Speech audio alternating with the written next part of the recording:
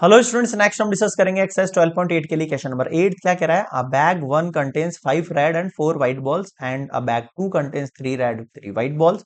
To balls transferred from 1 to 2। ठीक है। Then one ball is drawn from bag 2। If the ball drawn from bag 2 is red, then what is the probability that one red and one white ball be transferred. ठीक है, तो यहाँ पर पहले case बनाने पड़ेंगे आपको ना। लेट करते हैं अपन, तीन इवेंट है ना। Let E1 two red ball is transferred from bag 1 to bag 2। ठीक है। E2 भाई दो बॉल ट्रांसफर हो रही है इसके ना भाई, ये एक रेड और एक व्हाइट की बोल रहा है, तो उसके दो केस बन सकते हैं। या तो दो रेड बॉल जाए, या फिर one red and one white ball is transferred हो, है ना। या फिर टू आपके पास व्हाइट बॉल इज ट्रांसफर्ड हो ना, ऐसे करके केस बन सकते हैं। एक इवेंट बोल रहा हूं मैं, जहां पर मैं बोल रहा हूं red ball is drawn from bag 2। मुझे बैग 2 में से चूज करनी है। ठीक है। फर्स्ट प्रोबेबिलिटी ऑफ इवन की अगर मैं बात करूं तो कैसे निकलेगी, ध्यान देना थोड़ा सा। टू रेड बॉल की बात कर रहा है ना, बैग 1 से बैग 2 में। पहले तो टोटल केस की बात कर लेता है। देखो कहाँ गया ये टोटल केस? बैग 1 में कितने हो रहे हैं? 5 और 4 9।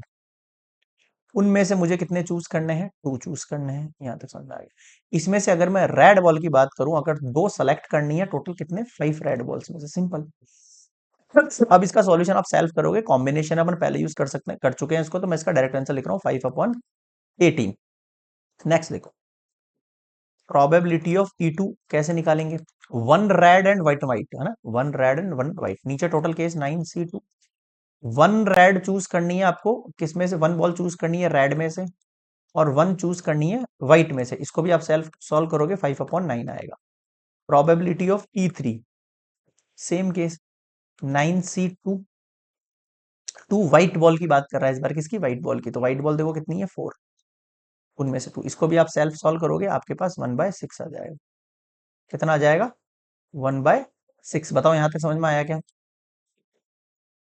अब आते हैं अगले पॉइंट पर।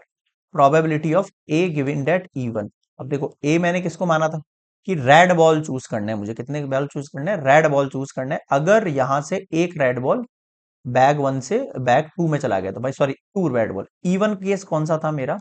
जब मैं कह रहा था 2 बॉल्स रेड बैग 1 से बैग 2 में चली जाएगी। अगर बैग 2 में 3 रेड बॉल है, उसमें 2 रेड बॉल और हो गई, तो टोटल रेड बॉल कितनी हो गई मेरे पास? 3 और 2 5। और टोटल बॉल्स कितनी बनेगी? देखो 3 और 3 6 तो थी, 2 और आ गई तो 8 हो गई। ए गिवन दैट E1। फिर से सुनना, वापस से एक कंडीशन है कि एक रेड और एक व्हाइट बॉल आ गई, तो टोटल बॉल्स तो अभी भी 8 हुई, लेकिन रेड बॉल्स की क्वांटिटी कितनी हो जाएगी? यहां पर 3 रेड बॉल थी, एक और जुड़ गई तो 4 हो गई।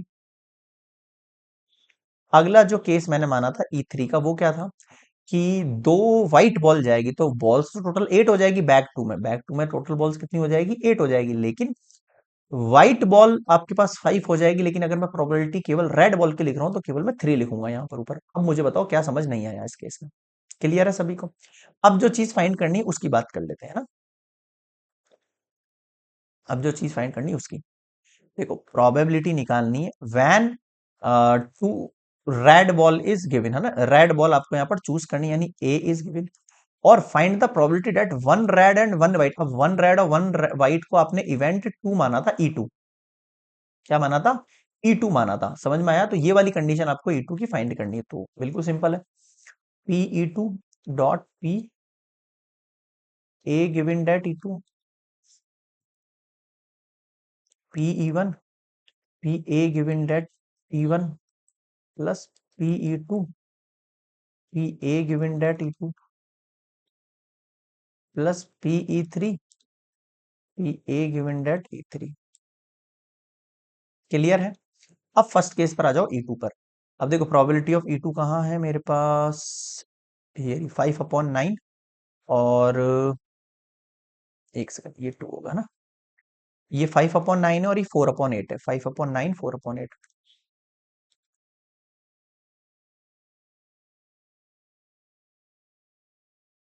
इवन वाला केस देखो, 5/18 और ये 5/8।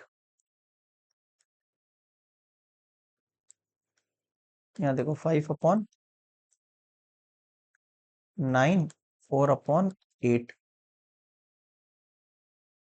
थर्ड केस देखना, 1/6, 3/8। केवल ये वाली चीज सॉल्व करनी है अब आपको, है ना। तो इसको अपन नेक्स्ट स्लाइड में ले लें।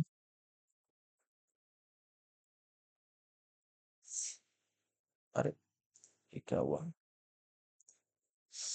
हम्म,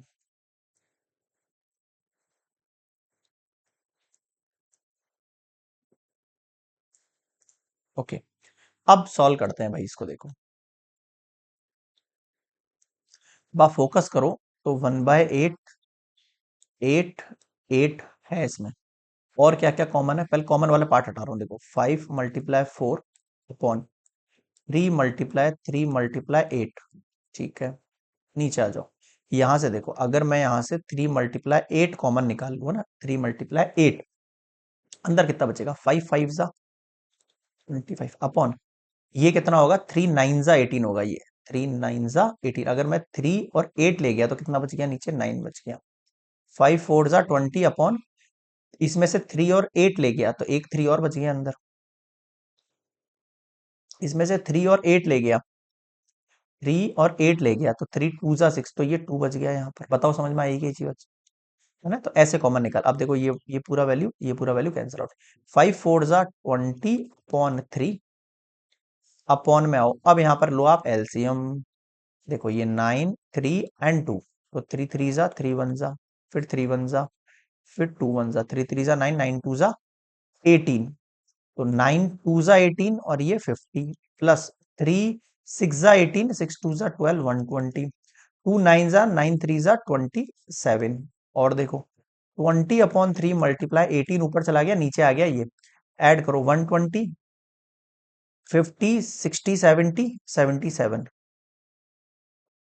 197। क्लियर है यहाँ पर? तो 3 से 6 टाइम चला गया। ठीक है, अब आप इसको सिंपली जितना कैंसल आउट हो जाए उतना कैंसल आउट कर लो। नहीं होगा, लास्ट आपका आंसर बन जाएगा। मैं लास्ट आंसर लिख देता हूँ इसका। आंसर आ रहा है इसका 20/3 7। क्लियर है यहाँ पर सभी को? So this is your required probability for question number 8। Next मिलेंगे 9।